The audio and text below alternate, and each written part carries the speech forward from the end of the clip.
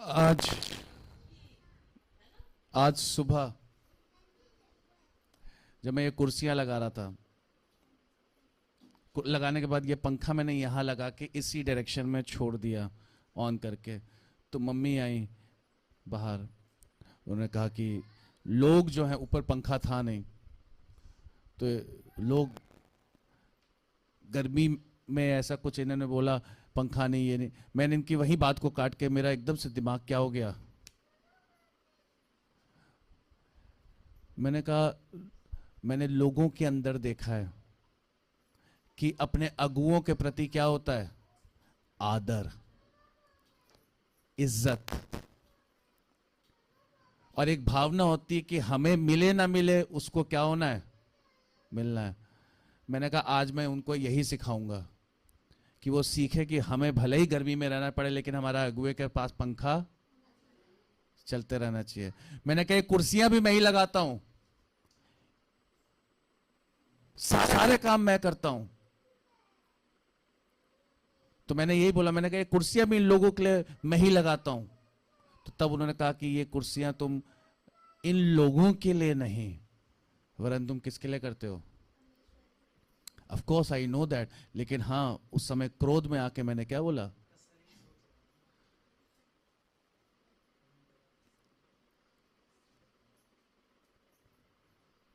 तो हम जो करते हैं वो क्या करते हैं, किसके लिए करते हैं, परमेश्वर की महिमा के लिए।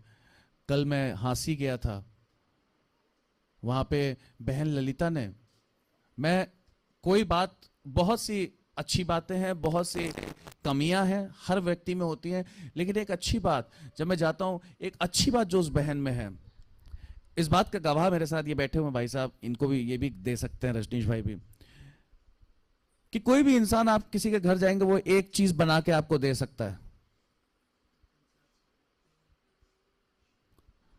बहुत है, एक चीज बना के दे दी, रोटी दे दी, एक सब्जी दे दी, बस बहुत हो।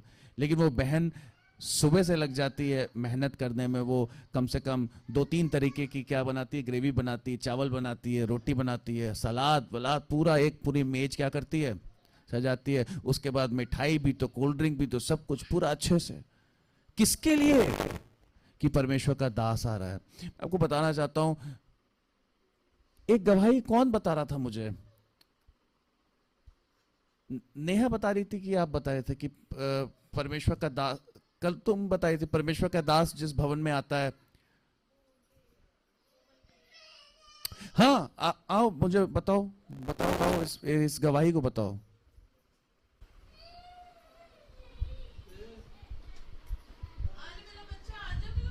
जब हम लोग बातचीत कर रहे थे वहाँ पे, तो कोमल जो उसकी बहन है, ललिता की बहन, ललिता की, तो उसकी शादी एक पास्टर से हुई है। तो वो बता रही थी कि उन्होंने अपना परिवार, अपना घर खुला हुआ है, क्योंकि उनका पति एक पास्टर है।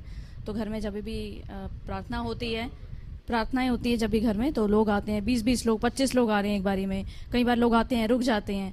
तो वो बता रही थी कि कोमल के ऊपर बहुत काम का इस समय काम बहुत ज़्यादा रहता है उसके पास, क्योंकि वो अकेली है। तो जब घर में कभी भी लोग आते हैं तो वो खाना तैयार करती है उनके लिए, फिर रात भर कई बार होता है प्रार्थनाएं चल रही हैं, कई बार लोग वहाँ रुक जाते हैं।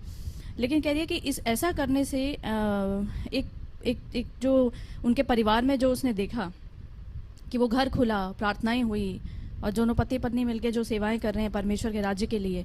तो वो बता रही थी कि कैसे लोग अपने आप आके पास्टर से ये कह रहे हैं कि पास्टर, जो चर्च बनना है उसके लिए पैसा हम देंगे। परमेश्वर ने मेरे हृदय में बात डाली है कि मैं आपको 1 लाख रुपया दूंगा उस चर्च को बनाने के लिए। कोई कहता है पास्टर जी ईंटें मैं दूंगा, कोई कहता है पास्टर जी सीमेंट मैं दूंगा। इस तरह से जब कलीसियाएं आपस, मतलब जैसे हम कहते हैं कलीसिया है, तो कलीसिया क्या है, अलग अलग अंग है, तो वो अलग अलग अंग मिल के एक कलीसिया बनते हैं, और हर एक अंग अपना अपना कार्य करता है। इस तरह से कलीसिया बनता है और एक परिवार बनता है। तो हर एक व्यक्ति जो है उस कलीसिया से इतना जुड़ाव महसूस करता है कि अपने आप जब वो दिल से और मन से उस परमेश्वर के राज्य के लिए उस कलीसिया में मिल के जुड़ के काम करता है, तो परमेश्वर भी उनके द्वारा एक अद्भुत काम करवाता है। तो इस तरह से वो बता रही थी कि कैसे लोग आपस में मिल के थोड़ा थोड़ा करके एक, मतलब एक परिवार की तरह जुड़ के काम करते हैं। तो वो कई बार जैसे कह रही थी, एक और बात उसने बताई खास तो मुझे अच्छी लगी कि जो पास्टर है उनका बेटा है, अभी 4 साल का हुआ, तो उसका एडमिशन होना था, तो उसके लिए पैसे की बात आई, तो एक व्यक्ति ने आके बोला कि पास्टर जी, मेरे मन में परमेश्वर ने डाला कि उसके एडमिशन का पैसा मैं दूंगा।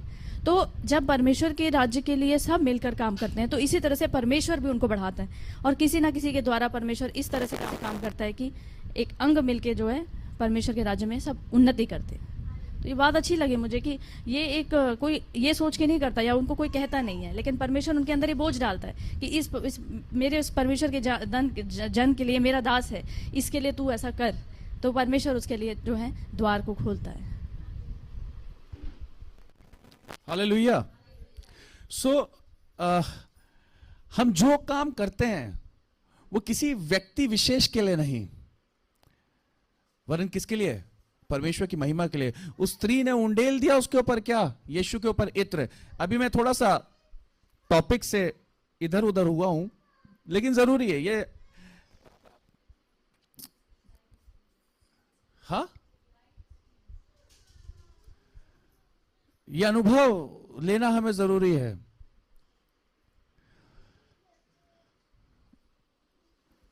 लेकिन परमेश्वर ने, वो प्रभु यीशु मसीह ने कहा, ये जो कर रही है किसके लिए कर रही है? मेरे लिए। अगेन विचार है ये। क्या है ये? आपके भीतर विचार क्या है, बहुत मैटर करता है। सोच क्या है, कॉन्शियस, विवेक।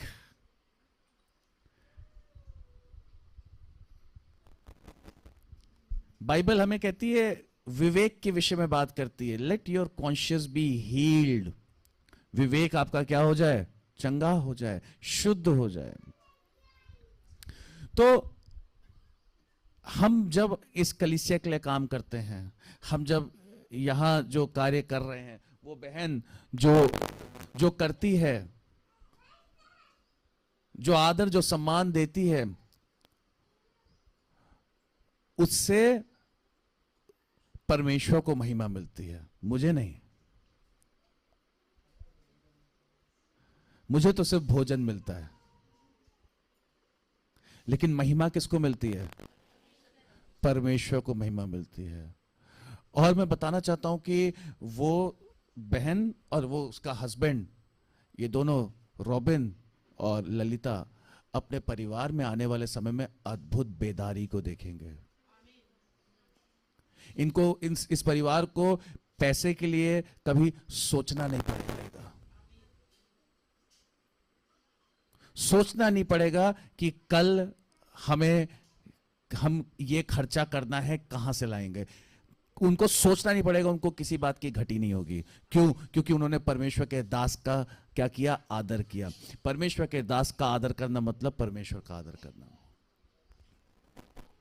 सोचना नहीं पड़ेगा, क्योंकि उन्होंने जो सेवा करी वो किससे? शुद्ध विवेक से करी, कुड़ के नहीं करी। इस उससे नहीं करी कि हाय आ रहे हैं, चलो ठीक है। नहीं, अपना बेस्ट दिया। अपनी घटी में भी क्या किया?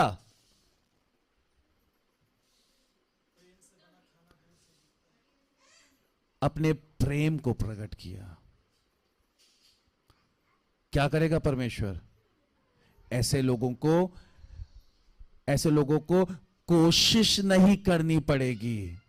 ऐसे लोग से समुद्र पे लाठी मारेंगे और समुद्र दो भाग हो जाएगा। हालेलुया।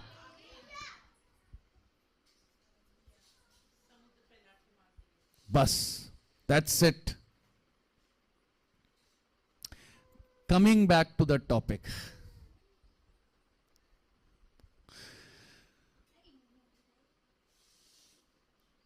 जैसे ही उसने डूबा हुआ टुकड़ा, समझ में आ रही है बातें जो मैं बता रहा हूं? शायद इससे सरल तरीके से और बताया नहीं जा सकता है, इतने इत्मीनान से बता रहे हैं। जैसे ही किसने? यहूदा इस्करियोती ने जैसे ही वो डूबा हुआ टुकड़ा खाया, वैसे ही उस पर शैतान क्या हो गया? एक्टिव हो गया, घुस गया शैतान। अब तक वो शैतान के द्वारा प्रभावित था, लेकिन अब शैतान उसके अंदर घुस गया। Till now he was being oppressed by Satan, but now he got possessed by Satan. शैतान के द्वारा प्रभावित होना और शैतान के द्वारा पोजेस्ड होना, मतलब ग्रसित होना, यह डिफरेंस है। कई विश्वासियों को शैतान दूर से ही प्रभावित करता है, विचारों से, विचार के द्वारा। और जब वो उन विचारों में आगे बढ़ते जाते तो धीमे धीमे वो शैतान की इच्छा को पूरी करते जाते हैं, और उसकी इच्छा को पूरी करते करते, ना कि परमेश्वर की, उसके वचनों को इच्छा पूरी करते करते क्या होता है, शैतान फाइनली उनके भीतर क्या हो जाता है, घुस जाता है। क्योंकि वो शैतान को क्या दे देते हैं, जगह दे देते हैं। इसीलिए लिखा है शैतान को क्या ना दो, अवसर ना दो, अवसर मत दो। इसीलिए लिखा है अपने विचारों को क्या करो, अपनी भावनाओं को क्या करो, हर उन विचारों को खंडित करो जो परमेश्वर की ओर से नहीं है, हर उन भावनाओं को जो परमेश्वर की ओर से नहीं, उनको क्या करो, मसीह का आज्ञाकारी बनाओ। आमीन। जैसे ही उसने यीशु ने रोटी का टुकड़ा डुबा के यहूदा इस्करियोती को दिया, वैसे ही क्या हो गया, वैसे ही शैतान उसके अंदर समा गया। और प्रभु यीशु मसीह ने कहा अब तुझे जो करना है वो कर। मतलब कि अब सुनिए ध्यान से ये बात कि जैसे ही शैतान उसके अंदर समा गया, वो रोटी लेते ही, वो रोटी में शामिल होते ही, प्रभु की मेज में शामिल होते ही कुछ ना कुछ तो आपके जीवन में प्रकट होगा।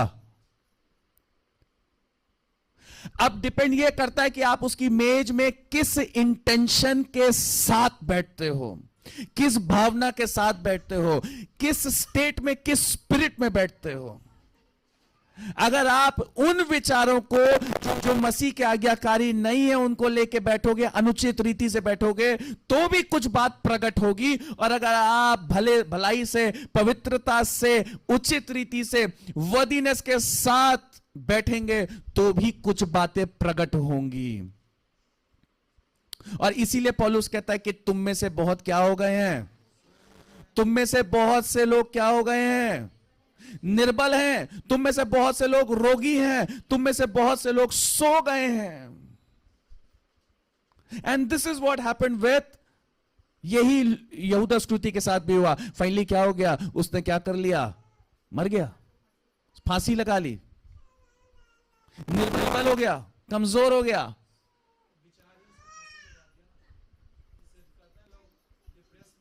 शैतान ने उसको फाइनली क्या कर दिया, पूरी तरीके से नाश कर दिया।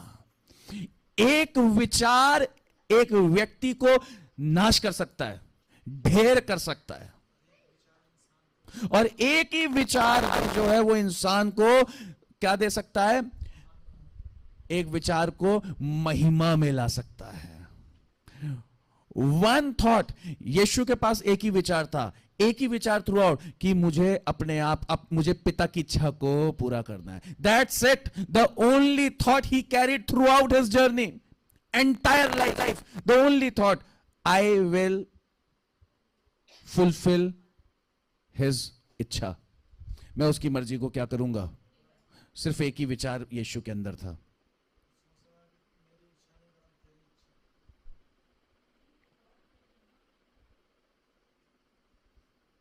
हालेलुया। अभी तो मैं I am not yet entered, मैं अभी घुसा नहीं हूं, अपने टेक्स्ट में नहीं आया हूं, मैं सिर्फ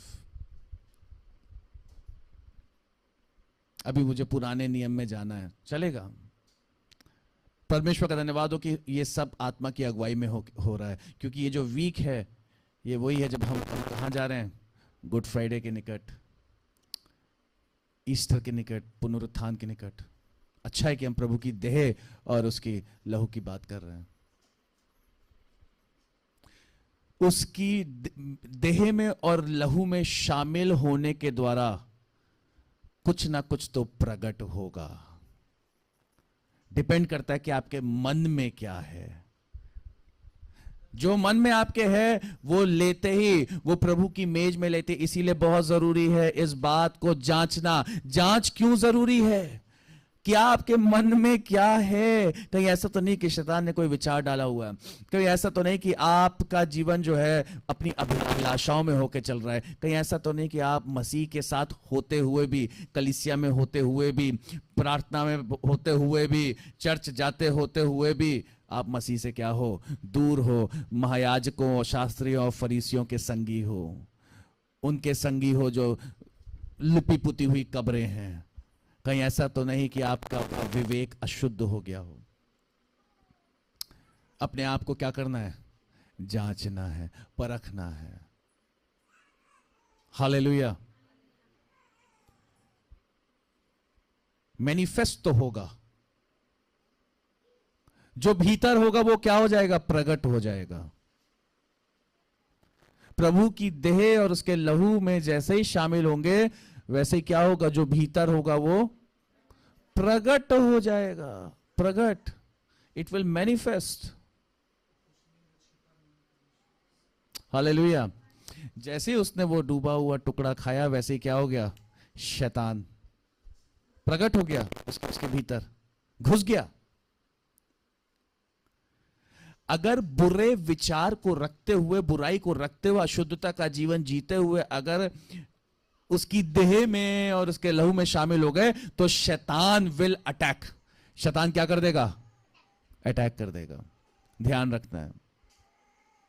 शैतान फिर अपनी कैद में ले लेगा, क्योंकि हम उसकी देह और उसके लहू के क्या ठहरेंगे? अपराधी।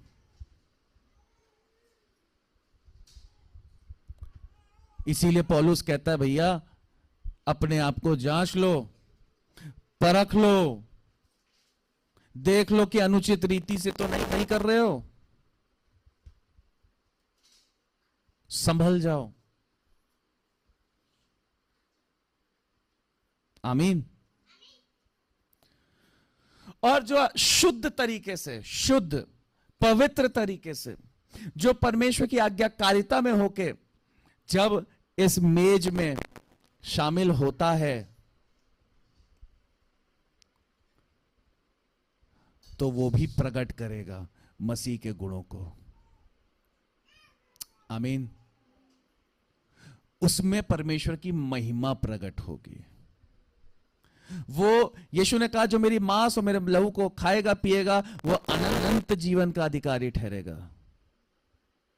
लेकिन कैसे? उचित तरीके से।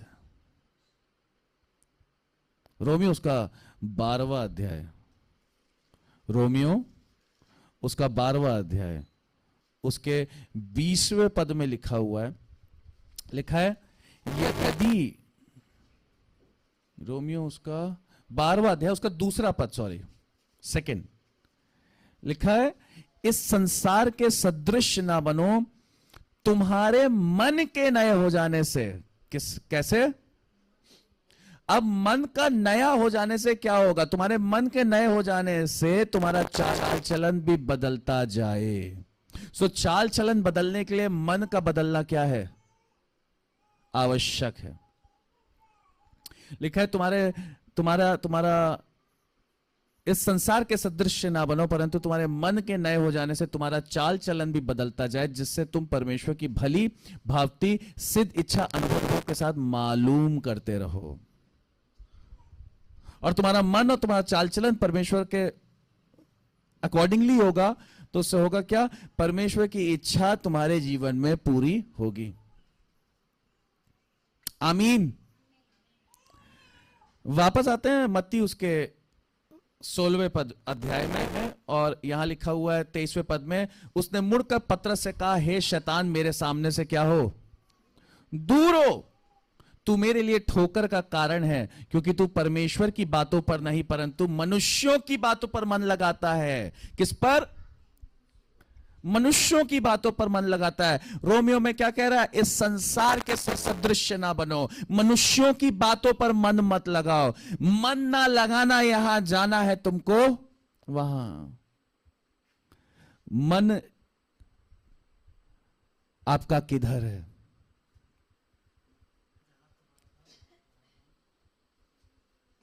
मन किधर है? मन किधर है? आपका मन किधर है? इधर। आपका मन किधर है? Where is your heart? यही है। यही नहीं होना है, संसार में नहीं होना ना, यही मतलब संसार हो गया। यहां नहीं होना है, यही प्रॉब्लम है, यहां नहीं होना है मन।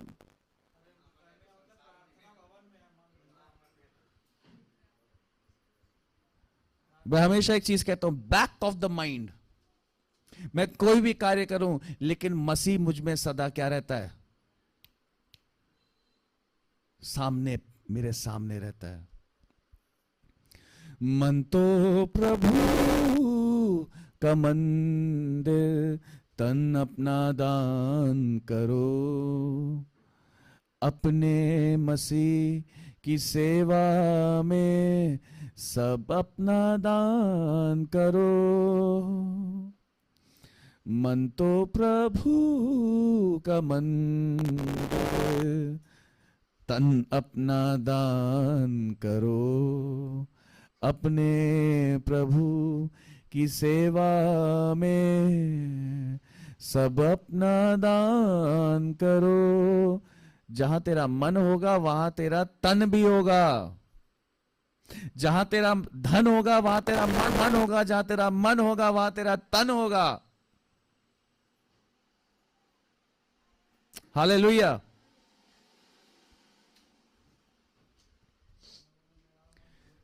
जहां तेरा धन होगा वहां तेरा मन होगा, और जहां तेरा मन होगा वहां तेरा तन होगा।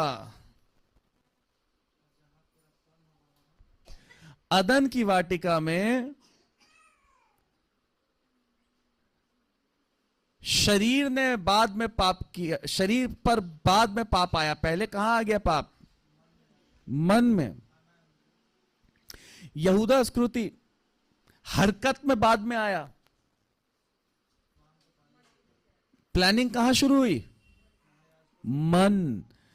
परमेश्वर का वचन कहता है, सबसे ज्यादा अपने मन की रखवाली कर। Do not let an evil thought enter your heart.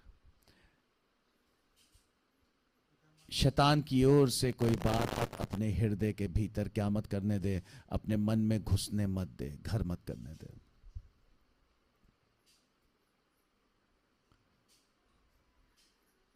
आमीन। दूसरा तिमोथी उसका दूसरा अध्याय, यहां पे मत्ती उसके 16वें अध्याय में जो मैं बता रहा था, आप ये देखिए कि पतरस प्रभु यीशु मसीह के साथ है और शैतान आ गया वहां पे।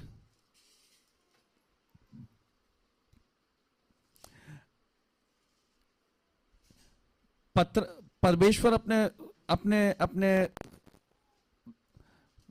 सिंहासन पे विराजमान है, और परमेश्वर के दूतों के साथ, पुत्रों के साथ, संतानों के साथ शैतान भी डोलता डालता परमेश्वर के सामने पहुंच गया।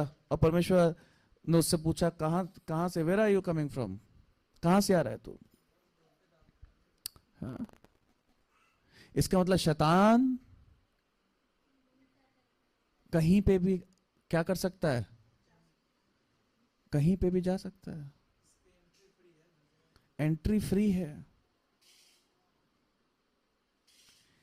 लेकिन इसीलिए शैतान चर्च के भीतर भी बैठे हुए इस कुर्सी पे एक व्यक्ति के मन में विचार डाल सकता है।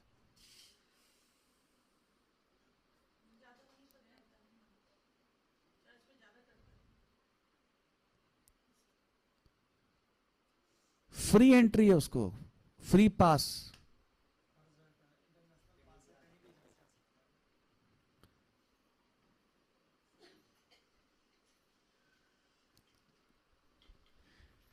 लेकिन परमेश्वर का वचन, एक बात बताता हूं क्या बोलता है।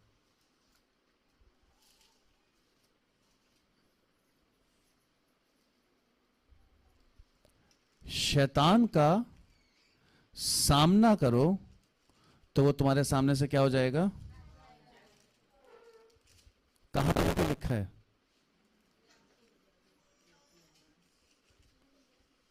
हम्म।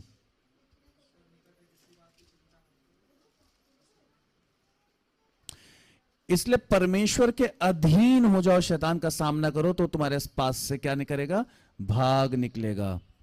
परमेश्वर के निकट आओ तो वो तुम्हारे भी निकट आएगा। देखिए प्रॉब्लम क्या हुई थी? प्रॉब्लम क्या होती है जब एक व्यक्ति अपनी देह से सोचने लगता है। परमेश्वर किन लोगों से प्रसन्न होता है? जो शरीर से नहीं, आत्मा से चलते हैं।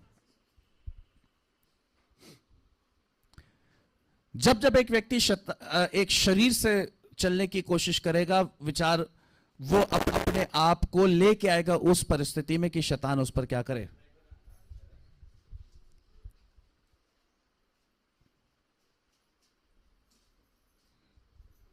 इसलिए प्रभु यीशु मसीह ने कहा कि तुम्हारा पिता कौन है? शैतान है। तुम परमेश्वर से नहीं वरन शैतान से हो। क्यों? क्यों?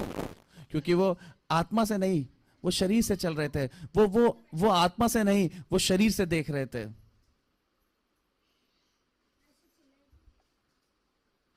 That is the reason. दूसरा तिमुथियुस उसका दूसरा अध्याय,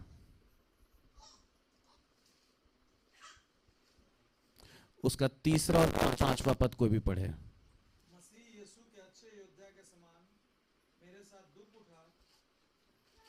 जब कोई योद्धा लड़ाई पर जाता है तो इसलिए कि अपने भर्ती करने वाले को प्रसन्न करे और अपने आप को संसार के कामों में नहीं फंसाता। देखिए दूसरे तिमुथियुस उसका दूसरा अध्याय, दूसरा तिमुथियुस उसका दूसरा अध्याय और उसके तीसरे और पांचवें पद में लिखा है, मसीह यीशु के अच्छे योद्धा के समान मेरे साथ क्या उठा? दुख उठा। जब कोई योद्धा लड़ाई पर जाता है, वॉरफेयर, जब एक योद्धा लड़ाई पर जाता है तो इसलिए कि अपने भर्ती करने वाले को क्या करे? प्रसन्न करे, अपने आप को संसार के कामों में नहीं फंसाता। लिखा है जब कोई योद्धा लड़ाई पर जाता है तो इसलिए कि अपने भर्ती करने वालों को क्या करे? प्रसन्न करे, अपने आप को संसार के कामों में नहीं फंसाता। फिर अखाड़े में लड़ने वाला यदि विधि के अनुसार ना लड़े तो मुकुट नहीं पाता। जो किसान परिश्रम करता है फल का अंश पहले उसे मिलना चाहिए। यहां पे तीन चीजें सुनिए। इजरायली परमेश्वर को प्रसन्न क्यों ना करने पाए थे? क्योंकि वो किससे चल रहे थे? शरीर से। पहली चीज, नंबर 1, आप ये देखिए कि एक मसीह व्यक्ति जो है हमेशा युद्ध पर है। A soldier is never on leave, he is always on duty. एक योद्धा कभी भी किस पे नहीं है? अपनी भावनाओं को, अपने विचारों को, अपने मन को सदा गार्ड करते रहें। एक योद्धा का काम क्या होता है? गार्ड करना। एक योद्धा का काम क्या होता है? निगरानी करना, अपने आप को चौकस रखना, अपने आप को अलर्ट रखना। योद्धा अगर सो जाएगा, एक सैनिक अगर सो जाएगा तो क्या हो जाएगा? उसके ऊपर भी वार होगा और सब कोई खतरे में पड़ेगा। एक योद्धा को अपने अपने स्थान को क्या रखना है? सिक्योर, बचाए रखना है। सबसे पहली चीज, जब कोई योद्धा लड़ाई पर जाता है तो इसलिए कि वह अपने भर्ती करने वाले को प्रसन्न करे। अपने भर्ती करने वाले को, परमेश्वर को एक व्यक्ति प्रसन्न कैसे कर सकता है? जब वो सदा अलर्ट रहेगा, चौकस। अपने मन की क्या कर?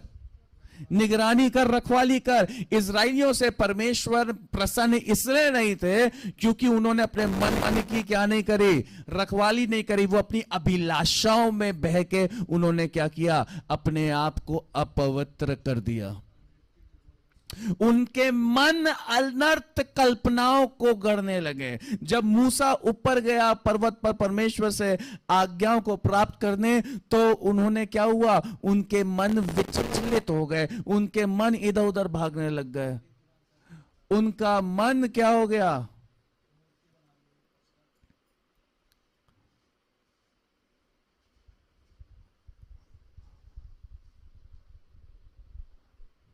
ध्यान रखना अपने मन का, गार्ड योर हार्ट।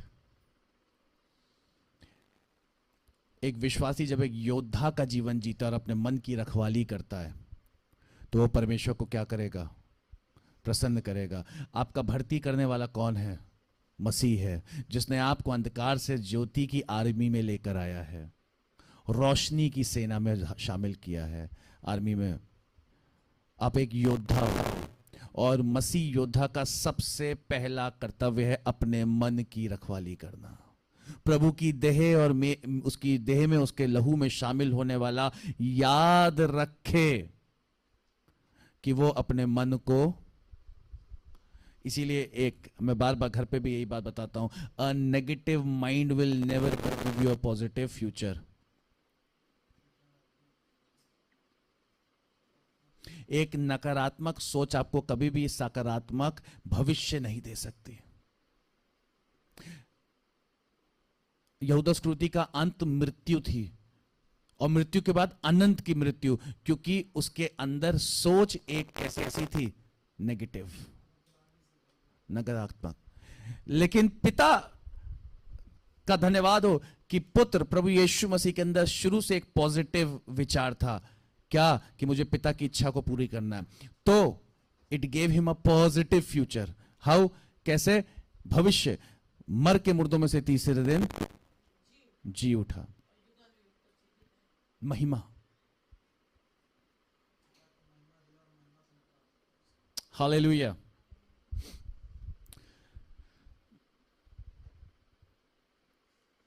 अपने आप को संसार के कामों में नहीं फंसाता। एक योद्धा अपने आप को संसार की बातों में लिप्त नहीं कर लेता। अपने आप को संसार के सदृश्य ना बनाओ। Do not walk in flash, but शरीर से नहीं वरन आत्मा से चलो। आत्मिक बातों पर ध्यान करो। शरीर में रहते हुए आत्मिक बातों पर क्या करना है? मन लगाना है। आज मनुष्य क्या करने की कोशिश करता है? शरीर में रहते हुए कोशिश करता है वो आत्मिक बातों पर मन लगाने की, लेकिन वो कर क्या रहा होता है? बातें कर रहा होता है आत्मिक बातों पर मन लगाने की, लेकिन वो सब कुछ क्या होती हैं? वो सब शारीरिक बातें ही होती हैं, शारीरिक क्रियाएं होती हैं।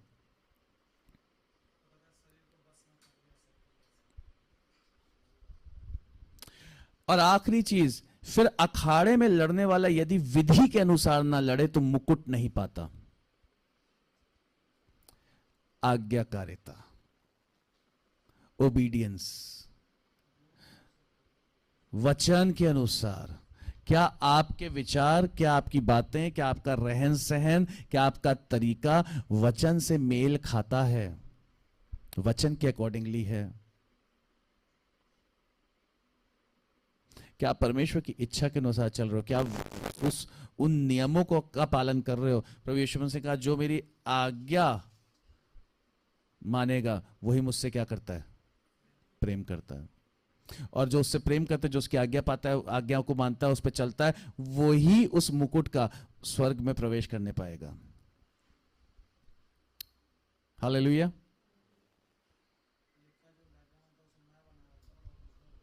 यस। जो मेरी आज्ञाओं को मानता है वो मुझसे प्रेम करता है, और जो मेरी आज्ञाओं को मानता है उनमें मैं और वो मुझ में बना रहता है, और वो क्या पाता है? जीवन के मुकुट। प्रभु यीशु मसीह ने कहा कि यदि तुम मेरी आज्ञाओं को मानो और मेरे पीछे हो लो। किसके पीछे? कल मैं एक भाई को समझा रहा था इसी बात को कि यीशु ने कहा कि पहले तुम ढूंढो ईश्वर का राज और उसकी धार्मिकता, और ये सब बातें रेस्ट एवरीथिंग विल फॉलो। सब आपके पीछे क्या करेंगे? सब आपको फॉलो करेंगी।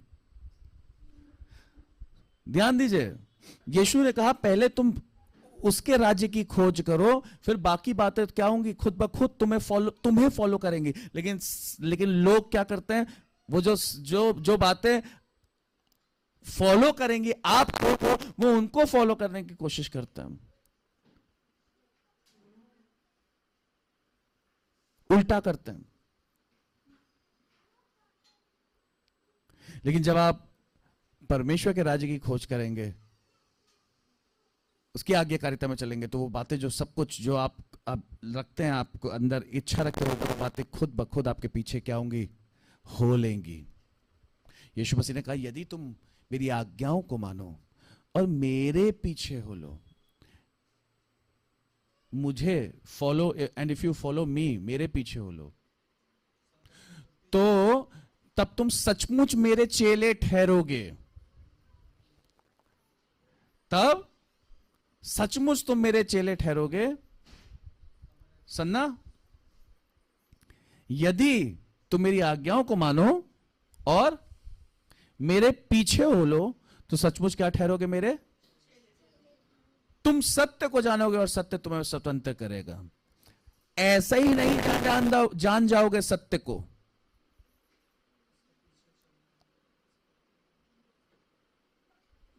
तुम्हें उसके पीछे चलना पड़ेगा, उसका चेला ठहरना पड़ेगा, उसकी आज्ञाओं को, उससे प्रेम करना पड़ेगा। तो तुम सत्य को जानोगे, तुम गहराइयों को जानोगे, तुम परमेश्वर के राज्य को और पहचान पाओगे, उसकी पहचान में और बढ़ते चले जाओगे,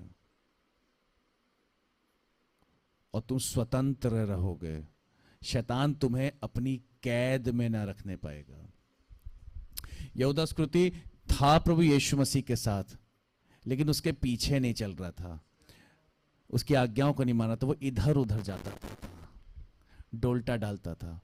वो अपनी प्लानिंग्स के अनुसार, अपनी देह के अनुसार, अपनी अभिलाषाओं के अनुसार, अपनी योजना के अनुसार चल रहा था। वो समझ ही नहीं पा रहा था यीशु मसीह की के किस चीज को प्रकट करना चाह रहे हैं, क्या बताना चाह रहे हैं, क्या कह रहे हैं, किस राज्य की बात कर रहे हैं। आउट ऑफ फ्रस्ट्रेशन वो क्या हुआ, शास्त्री फरीसियों के पास चला गया।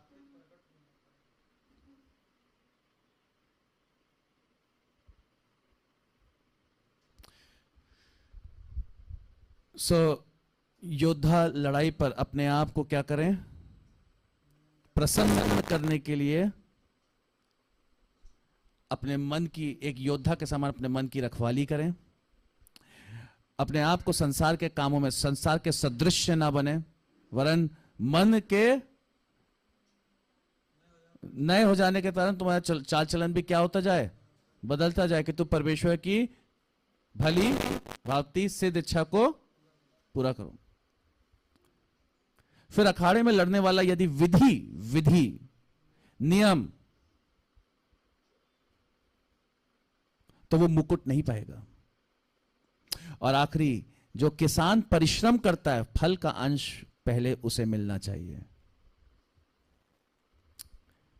परिश्रम, प्रयत्न, प्रयास, परिश्रम। मसीह व्यक्ति को परिश्रमी बनना है, थकना नहीं है, परमेश्वर की इच्छा को पूरी करने के लिए। हालेलुया।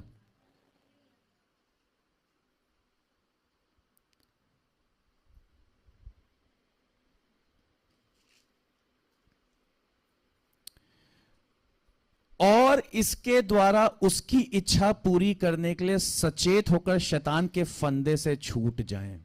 26वें पद में लिखा हुआ है, दूसरा तीमुथियुस दूसरा अध्याय और उसका 26वां पद।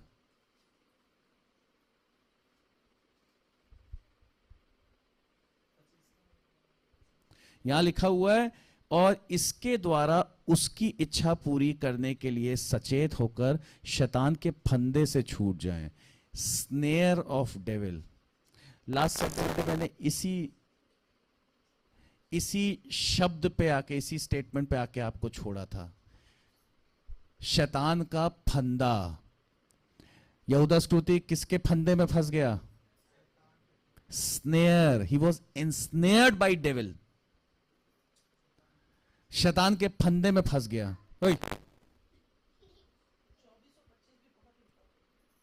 पढ़ देता हूं अगर आपको इंपॉर्टेंट है तो। हाँ, प्रभु के दास को झगड़ालू नहीं होना चाहिए, पर वे सबके साथ कोमल और शिक्षा में निपुण हो और सहनशील हो। ये वह विरोधियों को नम्रता से समझाए, क्या जाने परमेश्वर उन्हें मन फिराव का मन दे कि वे भी सत्य को पहचाने और इसके द्वारा उसकी इच्छा पूरी करने के लिए सचेत होकर शैतान के फंदे से छूट जाएं।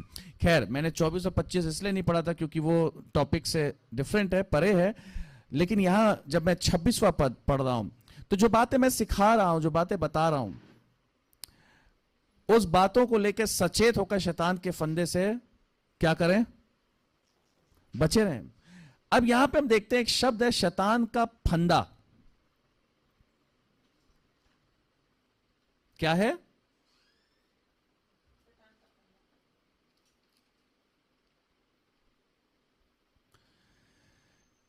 पौलुस कहता है जो बातें तूने बहुत से गवाहों के सामने मुझसे सुनी हैं उन्हें विश्वासी मनुष्यों को सौंप दे जो दूसरों को भी सिखाने के योग्य हैं।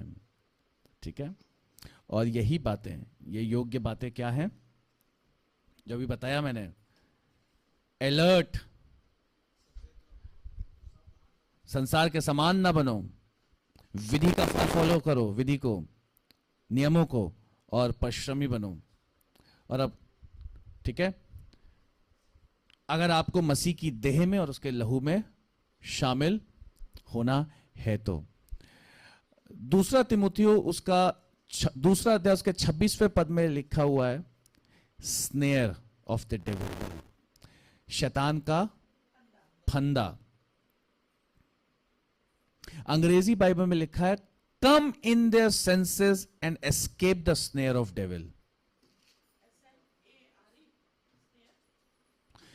और इसके द्वारा उसकी इच्छा पूरी करने के लिए सचेत होकर, अंग्रेजी बाइबल लिखा है come in their senses, अपने आपे में आ जाना, सचेत हो जाना, अलर्ट हो जाना। यीशु ने पतरस से कहा, हे शैतान पीछे हट, दूर हट।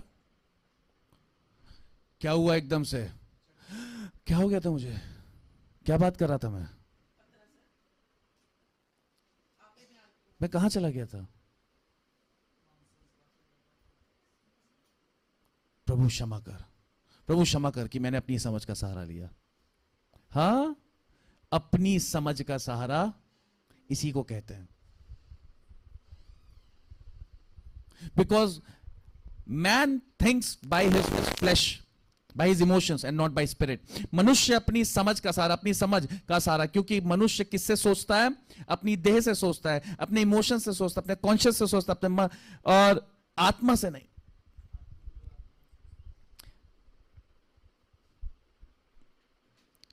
तो हमें इस बात का ध्यान रखना है, come in their senses, escape the snare of the devil, having been taken captive by him to do his will।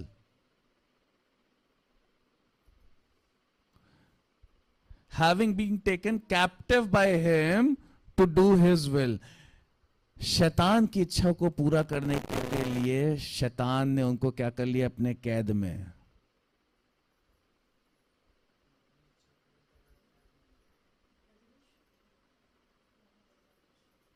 नहीं, कुछ नहीं। अच्छा,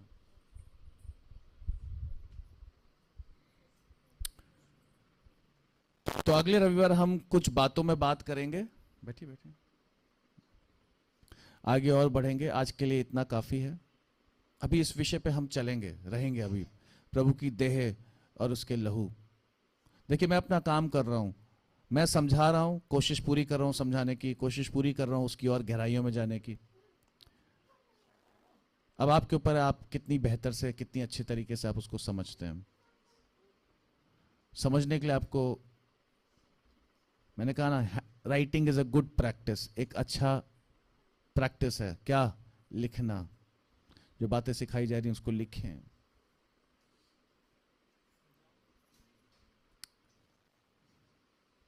पिछले रविवार भी इसी बात पे मैंने छोड़ा था, आज फिर मैं इसी बात पे ही आके हम वापस,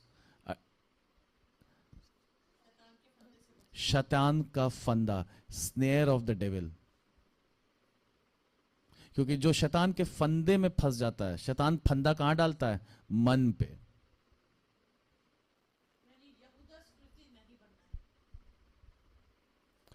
यहूदा स्कृति एक वो व्यक्ति जो यीशु के साथ था, उन बारों में था, उस चर्च में था, उस कलीसिया में था, उस देह में था, लेकिन वहां होते हुए भी वहां नहीं था, क्योंकि उसका मन वहां नहीं था।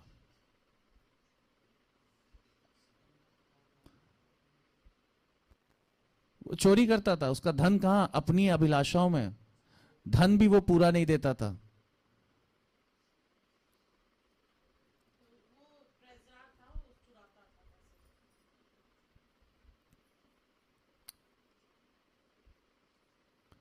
खजांची सारा लेखा जोखा वही देखता था, अकाउंटेंट, और वहां से यस। सो दूसरा तिमोथियुस उसका दूसरा अध्याय उसके 26वां पद क्या लिखा है? शैतान का फंदा।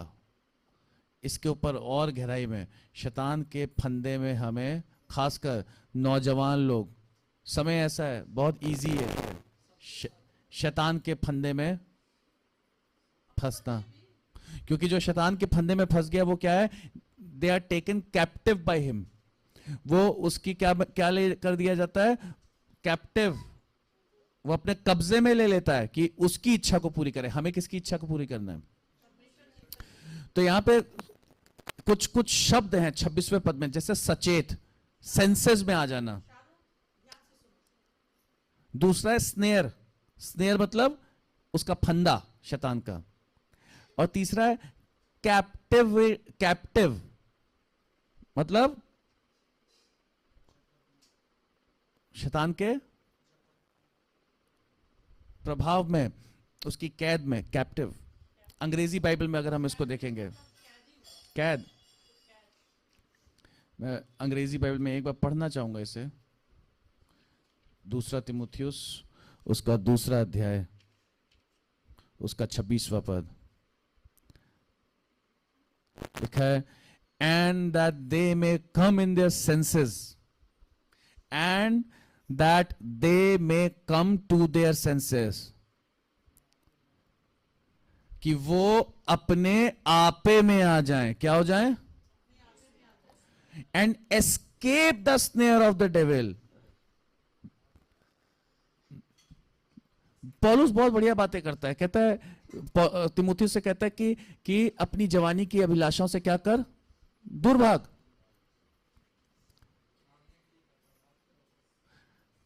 कई जगह ज्यादा होशियार बनने की, ज्यादा हीरो बनने की जरूरत नहीं है। वहां से क्या करो? शैतान चालाक है, शैतान भरमाने वाला है। वो कहता है एस्केप, निकल लो वहां से। Escape the snare of devil, उसके फंदे से बच के निकल लो।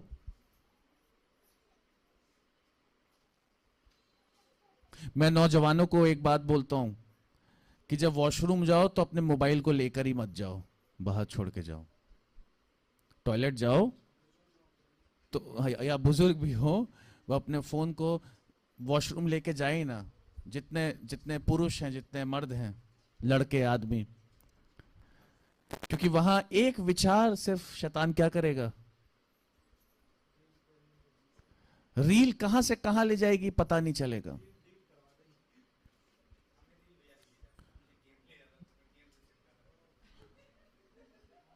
तो एस्केप करना है। क्या करना है? एस्केप, अपने मन की में रक्षा करनी है। Having been taken captive by him to do his will.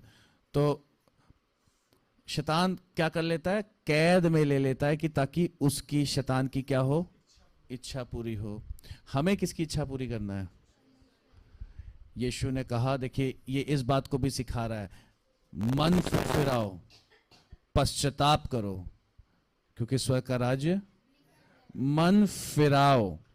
मन किधर है? अगर मन शैतान के लिए खोल रखा है, उसके फंदे में फंसने के लिए, तो वो क्या करेगा? वो विचार डालेगा और उसकी इच्छा, अपनी इच्छा को पूरी कराएगा। इसलिए परमेश्वर, यीशु ने कहा, अपने मन को क्या करो?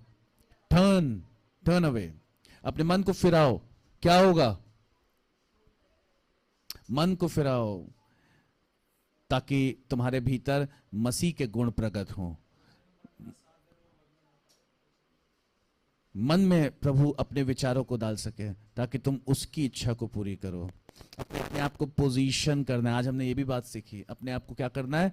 पोजीशन। पोजीशन मतलब पोस्चर, पोजीशन। अपने आप को ऐसे क्षेत्र में लाना है, ऐसे तरीके से पोजीशन करना है। जैसे अभी हमने कैमरे को पोजीशन कर रखा है कि वो मुझे देख पा रहा है। कैमरे को अब मैं घुमा दूंगा इधर, ये देखिए, किसको देखेगा? बोल कौन रहा है? तो कैमरे को मुझे, जो मैं बोल रहा हूं, तो मुझे सुनने के लिए और देखने के लिए कैमरे को किसकी ओर होना है? टर्न किया इसे अपनी ओर। वैसे ही आपको परमेश्वर को देखने के लिए और सुनने के लिए अपने आप को क्या करना पड़ेगा? उसके तरफ अपने आप को पोजीशन करना पड़ेगा ताकि आप शैतान की कैद में जाने से क्या हो जाओ? हालेलुया। समझे भाई?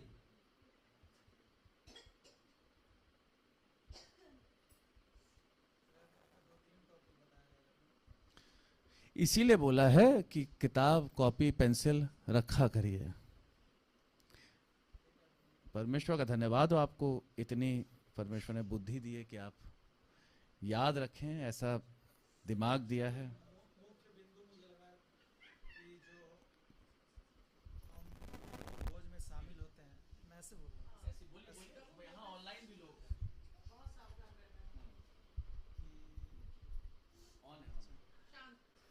कि जब हम प्रभु भोज लेते हैं, आज का जो मुख्य निचोड़ है, जो आज का वचन का, कि जो हम प्रभु भोज लेते हैं, जैसे यहूदा इस्करियोती ने लिया, जिस मन से लिया उसके साथ वो इमीडिएट पूरा हो गया और वो मौत के मुंह में समा गया।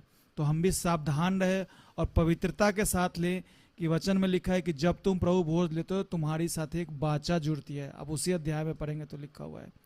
तो जितनी बार लेंगे प्रभु आपके साथ नई नई वाचा जोड़ते जाएगा।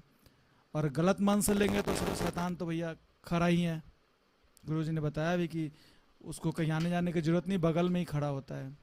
तो हम पवित्र मन से लेंगे तो प्रभु के अनुग्रह को देखेंगे और प्रभु को प्रेम को जानेंगे, क्योंकि प्रभु ने आज्ञा दी है कि जब तुम मुझे स्मरण के लिए, ये हमेशा स्मरण के लिए लिया करो। जब हम प्रभु को स्मरण करते हैं तो कैसे कैसे करते हैं? पवित्रता के साथ ना। जब हम पवित्रता के साथ स्मरण करेंगे तो प्रभु हमें पवित्र बनाएगा और शैतान के फंदे में नहीं फंसने देगा। दूसरे के लिए जो फंदा तैयार कर रहा था, सुनिए, हाँ, जो व्यक्ति दूसरे के लिए फंदा तैयार कर रहा था, यहूदा इस्करियोती यीशु को क्या कर देना चाहता था? धोखा, बिट्रे करना चाहता था, पकड़वाना चाहता था। जो व्यक्ति दूसरे के लिए फंदा तैयार कर रहा था, वो खुद शैतान के फंदे में क्या था? फंसा हुआ था। वो ये सोच रहा था कि वो बहुत बढ़िया काम कर रहा है, लेकिन उसको ये नहीं पता था कि वो खुद एक फंदे में फंसा हुआ है, फंस चुका है। और उसने जो दूसरे के लिए सोचा, दूसरा तो उसमें गया, लेकिन क्योंकि उसके भीतर परमेश्वर की इच्छा कार्य कर रही थी, इसलिए उसने महिमा को देखा, लेकिन खुद क्या हो गया? नाश हो गया। जो उसने दूसरे के लिए प्लान किया वो उसके खुद के लिए हो गया।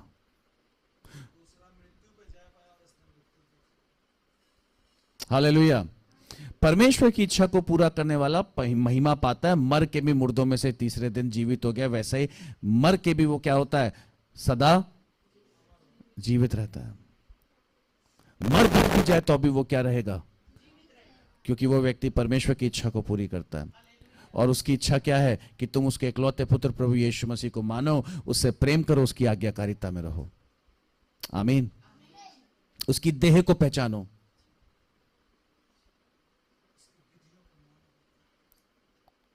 हालेलुया। आइए हम सब अपने स्थानों पे खड़े होंगे।